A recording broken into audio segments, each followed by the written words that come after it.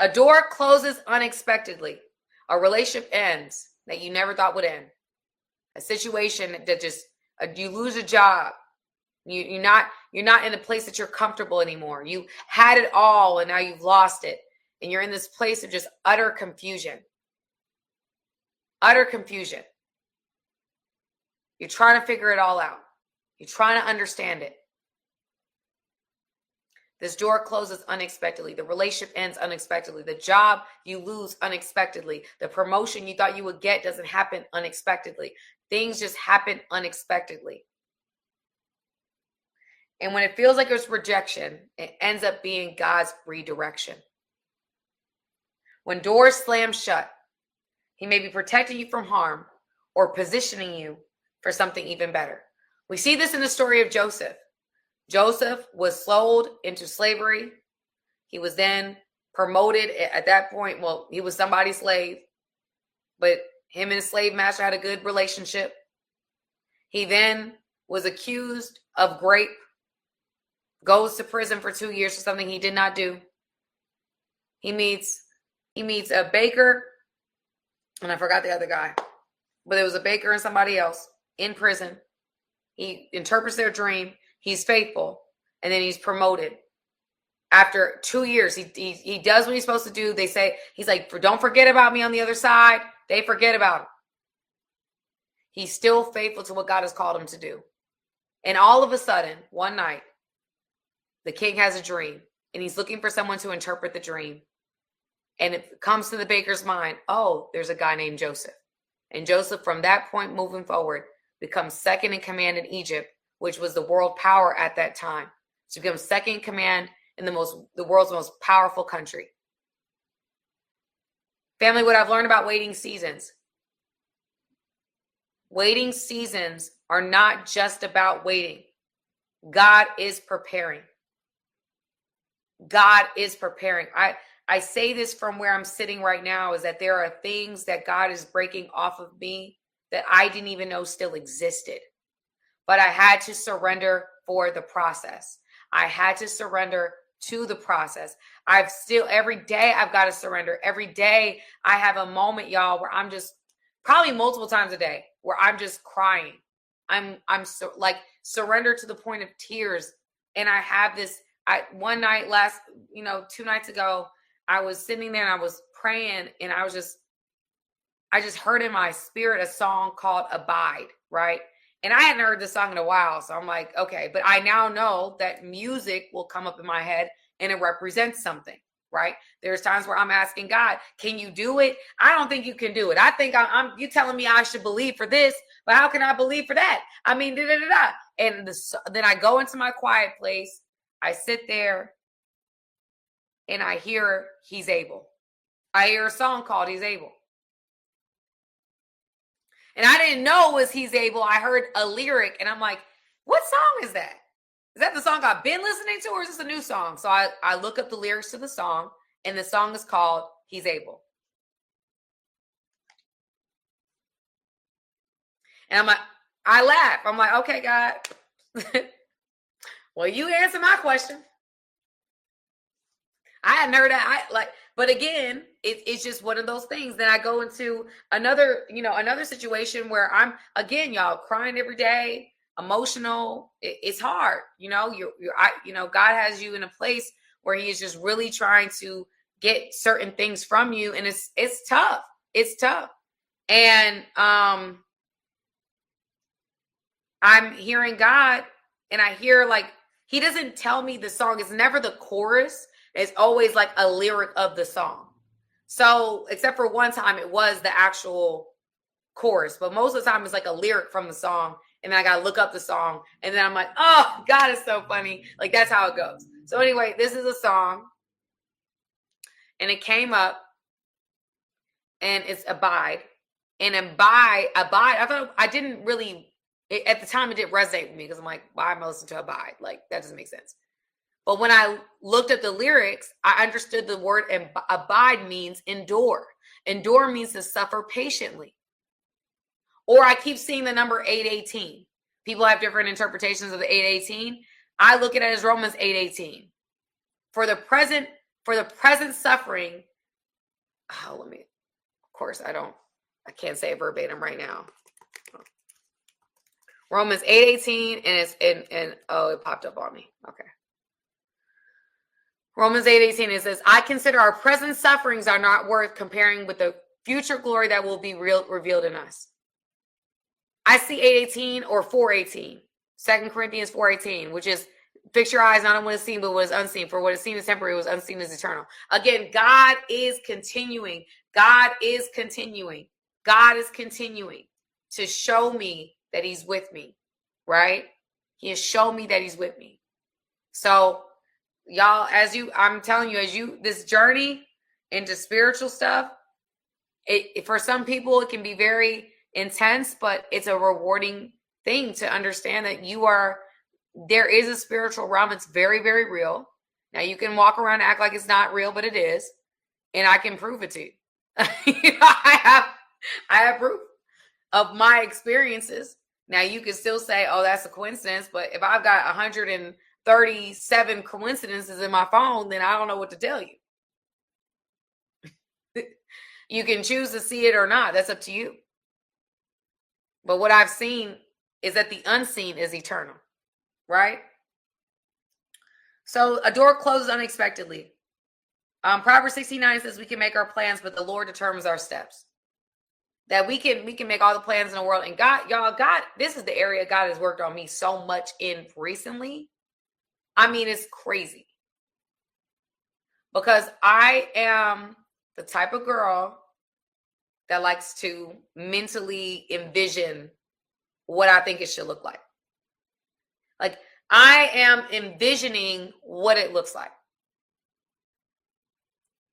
And because I'm envisioning what it looks like, when it doesn't look the way I want it to look, I'm not appreciating the miracle because I expected the miracle to look a different way.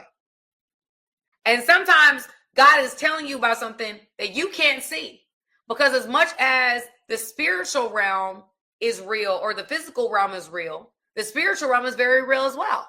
So there was something that God was speaking to me about, and he kept showing me 8:18, and he kept showing me 4:18, 4:18. Literally, he told me on Sunday, go for a walk. I'm like, I'm tired. I don't want to go for a walk. I go for a walk and I see 4:18 again. I had just seen 4:18 the night before. I had seen 4:18 the night before that. So I'm like, okay, what 4:18? What is this 4:18? This is 4:18.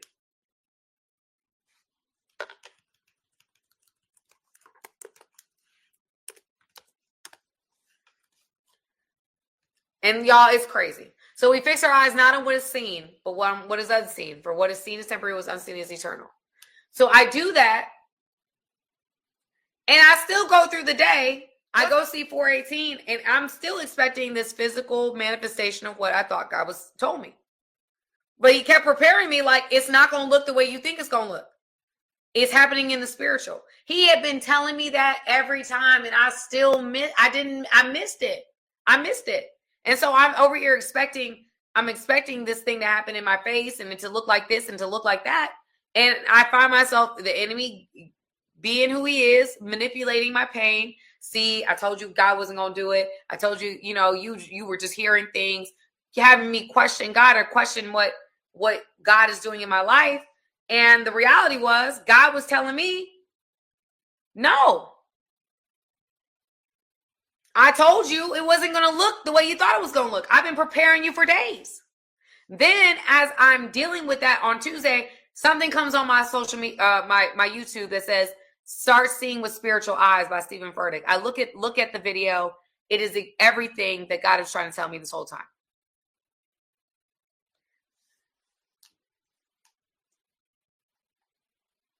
Sometimes, y'all, it looks like a closed door, but it's not a closed door. It's a door to a different dimension that you can't see. And we're so fixated on what we do see that we're missing the miracle in what we don't see. Okay? So number 3, message repeats itself through different sources. Now, I explained this to you multiple times. Prophecy has to be confirmed. God will repeat himself. God is a repeater. He will show you multiple signs. And in the Bible, it talks about 2 in the, what's it called? It's by the mouth of 2 or 3 witnesses. So he's going to tell you the same message 2 or 3 times through outside sources, meaning it's not going to be you and you and you, right? There's going to be other things that occur. It might be signs. It might be a verse that you see. It might be a prophecy that you hear. It could come from different ways, or a scripture that pops up, or something your pastor says. God's word gets confirmed. It's not you and somebody, like somebody that's on the same wavelength that knows what you're doing. That's why it's very important to kind of like keep things to yourself and let God speak to you, and then see what other people do or what they say. But his word will confirm himself. He will confirm himself. There will be confirmation. There's not going to be, like I told you before in the beginning of this, where somebody had given me a prophetic word and my spirit didn't. Sometimes your spirit can bear witness to a prophecy, right? I said something earlier today about somebody that's struggling with deciding on whether they're going to leave their job or not, that they've had audible conversations with God in cars. I said cars, but I don't know. You've had audible conversations, and I actually enacted a conversation that you might have had in that car. Somebody said that just happened to me last month. Somebody on here said, yes, that was me. I'm like, okay, great. So that resonated with you because you knew it was you.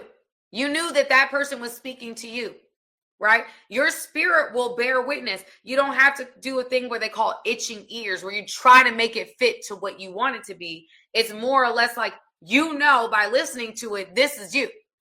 And if you're unsure, you bring it to a wise counsel. You bring it to other people that are around you, not people that don't speak the language of faith. Somebody that speaks the language of faith to say, listen, I heard this. What do you think about that? And there's only so much that they can tell you. We all can bear witness with our spirit.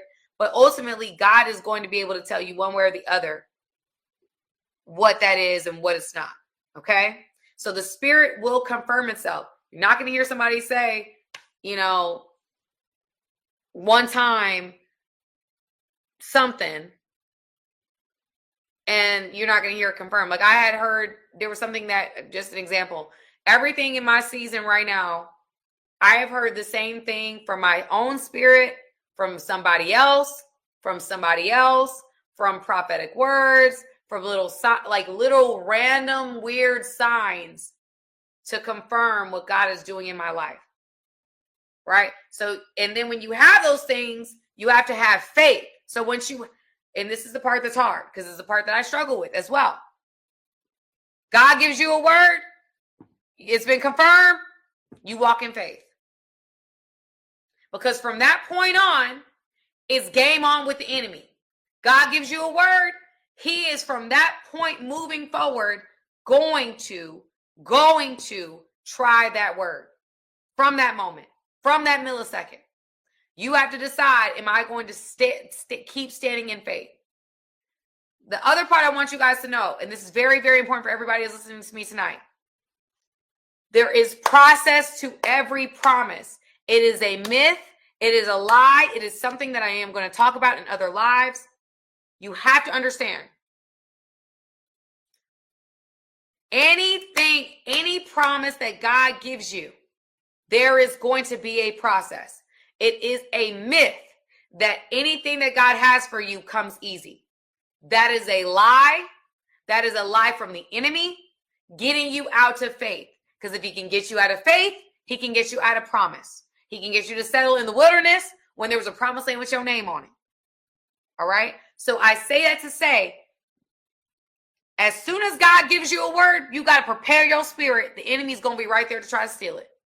The enemy's going to be right there trying to get doubt into your mind, to question what you heard. He is going to be right there. The enemy don't care about the thoughts you think. He don't care about that. You telling you affirming you, I'm beautiful. I am smart. I am everything. Blah, blah, blah, blah, blah. Like, he don't care about that. He don't care about that. He don't want you to be in faith. But if you're in faith in you, he cool with that. He ain't gonna fight you on that. Mm-mm. Oh, that little affirmation, I don't care about that. Let me see if I can get her into pride, or get him into pride. He is going to steal the word that God gives you. His adversary is God. His whole point here in this whole thing is to get you out of faith. He wants to steal. He wants to kill and destroy. He wants to take away what God gives you. So you have to notice, if the enemy's fighting you so hard on one thing, God is in that.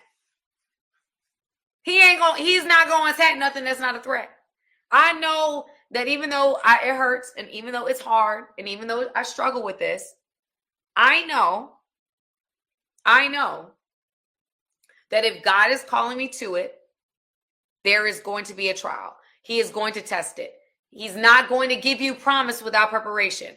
He's not going to give you, some of y'all be confusing desire with readiness. Just because you desire marriage don't mean you're ready for marriage. Just because you desire a new position or the promotion don't mean you're ready for the promotion. Just because you desire to be famous don't mean you're ready for fame. Just because you desire a platform don't mean you are entitled to a platform. A lot of times, family, we want this stuff so fast and we want to skip process. But God knows that it's not wise to give anybody anything without process. If I give you a platform and promotion without process, I'm now, what could seem like a blessing in one season could easily become a curse. Hey guys, thank you for watching this video. I appreciate you guys.